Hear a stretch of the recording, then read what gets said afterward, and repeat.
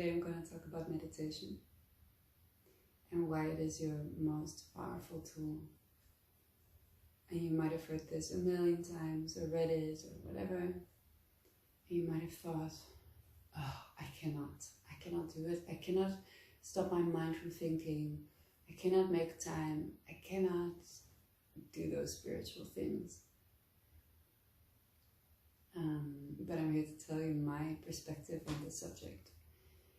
And for me, meditation is a way to cultivate emotional intelligence. It's a way for you to hold yourself when you go through intense emotions, or when you have many thoughts, you feel like you're just being smashed around in stories and external things that are happening to you. And to have a sense of centering in yourself is literally the most powerful thing you can do as a human. Literally you're almost invincible basically when you can distance yourself from your emotions and the stories and your external world and have that sense of space and peace. What it basically is about is to learn how to disconnect the story from the sensation. So emotions manifest as sensations in your body. And what then happens is a story comes. The two are often connected. You get a sensation and this whole thing starts, or a thought triggers a sensation and the whole story starts.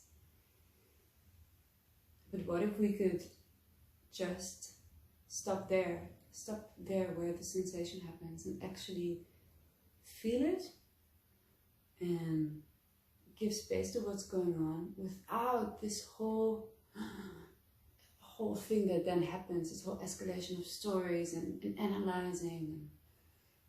Because if we just feel it, it will move through. Because that is how energy works. It is energy that is happening in your body, that is moving around and creating certain shapes in your body. But what it actually wants, this energy, is to pass through. It's not in nature of energy to stick, to stay around. But that is what happens when we go crazy with stories and analyzing, because then we make it stay, especially when we repress it, especially when we don't even see it at all.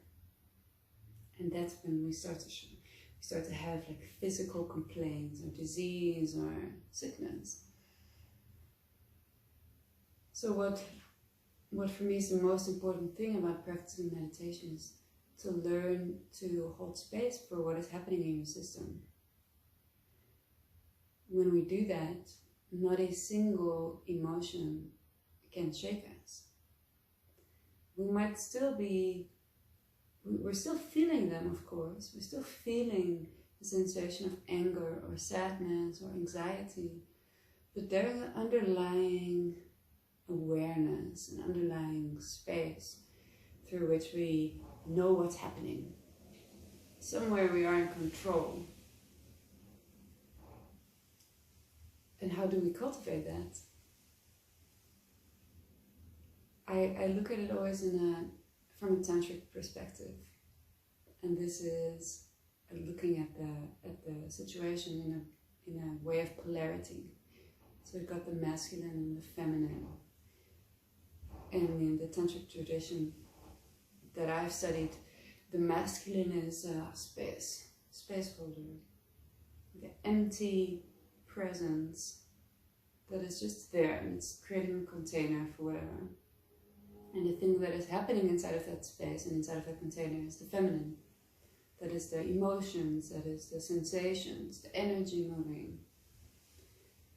So what this is actually about is creating a masculine sense in yourself that holds your own inner feminine, that holds everything that's moving, but you've got this masculine presence that is unshakable, that is there and that sees everything and that notices how everything happens.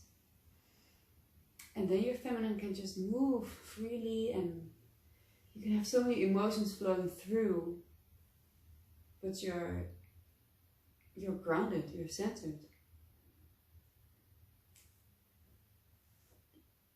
The way we practice that, the way I teach it, is just to become very, very embodied, becoming very, sinking into your body, being so present in the moment, being so aware of what's going on in your body, that you can observe. It's almost like a Buddhistic way of meditating, where you're completely aware of the present moment in your body, the senses,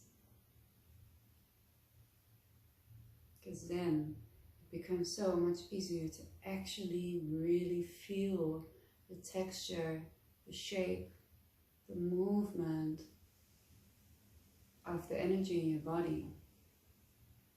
And this is what Vipassana, for example, is very much about, that silence meditation.